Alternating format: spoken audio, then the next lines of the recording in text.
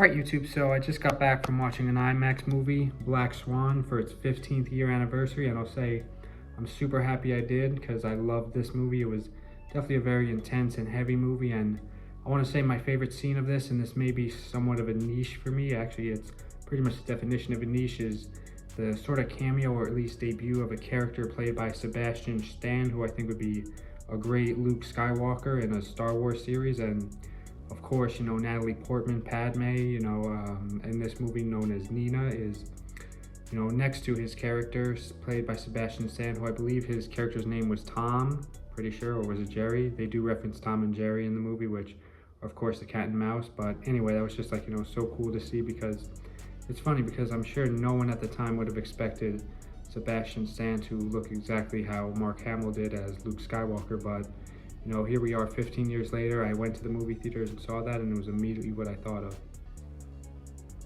But that's enough about Star Wars. I'll talk about, Black Swan. So I will say that the lead actresses of Natalie Portman and Mila Kunis definitely did great jobs in their roles. They sort of had this rivalry or sort of, cutthroat attitude towards each other, which was most likely interpreted by Nina's, sort of mental state, which was of perfectionism, and the movie definitely alludes a lot to that. And a lot of this, the biggest opponent is yourself, and you're standing in your way kind of mentality, which is definitely displayed by the director of the ballet company, which, by the way, this movie is a lot of ballet and dancing, and I think it's super cool when movies do like sort of movies within a movie, albeit it was more of like a show, obviously, but as you can tell by the term ballet, it's a show, a Broadway sort of thing, and based on the Swan musical, which was definitely super cool. I really liked the music in this movie, and I believe it was actually an original score. At least that's the impression I got when the credits rolled.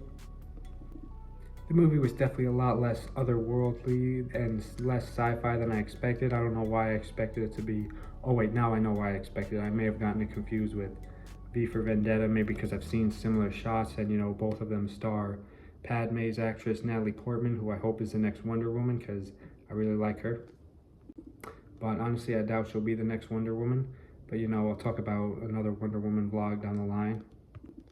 So needless to say, the movie does a lot of good poetry and, sort of symbolism with all its, cinematography. And I don't want to give the ending away, but I will say I kind of expected it, but it definitely alluded and was very well played out. No pun intended when I say played out. So yeah, overall, I really enjoyed this movie. I'm super glad I did myself the favor of seeing it in IMAX, even though I had no other choice but to see it in IMAX.